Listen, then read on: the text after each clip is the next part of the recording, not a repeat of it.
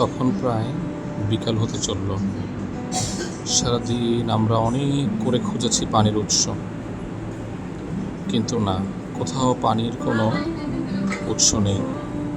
একদম বিকাল নাগাদ আমরা পানি খুঁজে পাই। তবে ভাগ্যের কি নীলা খেলা, সে পানি মোটেও পানযোগ্য নয়। পানির ভিতরে ছোট ছোট পোকা চলাফেরা করছিল।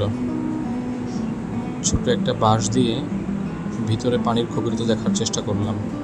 মোটামুটি গভীর, সুতরাং পানিগুলিকে ছেঁকে নিয়ে এবং গরম করে পান করা ছাড়া আর কোনো উপায় ছিল না আমাদের।